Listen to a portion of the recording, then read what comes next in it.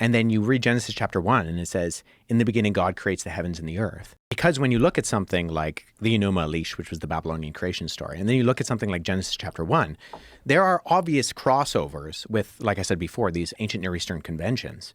But then you can see that the author of Genesis is making these points that are actually rebutting something like the origin stories of the surrounding cultures that largely believe that matter is like eternal, and the gods come out of the created world, and that there's this narrative of the battle that takes place where some gods fight against other gods, and the world around us that we see and like human beings are the end result of this battle. And one of the main themes was basically that like it's all chance.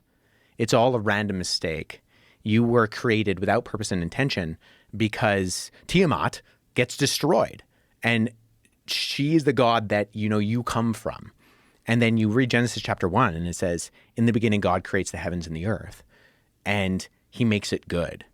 And there's this idea that like that's countercultural in the idea that the Babylonians did not think that the world was good. And that like at the end of every refrain, it's good, it's good, it's good, it's good. And then it's very good at the end. And that humanity in particular is created in the image of God.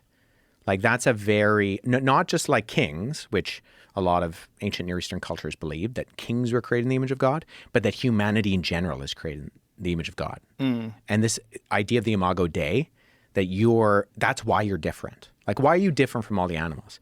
Right. Because you're given something that exemplifies of a unique quality. And then the ancient Near Eastern cultures that believe that, you know, the planets are gods and that the sea is a god, and that Genesis chapter 1 looks at that and it kind of subverts the expectations of the day in getting to this ultimate question of, you know, why are we here? What are we supposed to do while we're here, and how do we get out of here? And it says that, no, there's purpose, there's meaning, there's intention. And actually, a lot of the things that you worship, it's pretty stupid because God created them.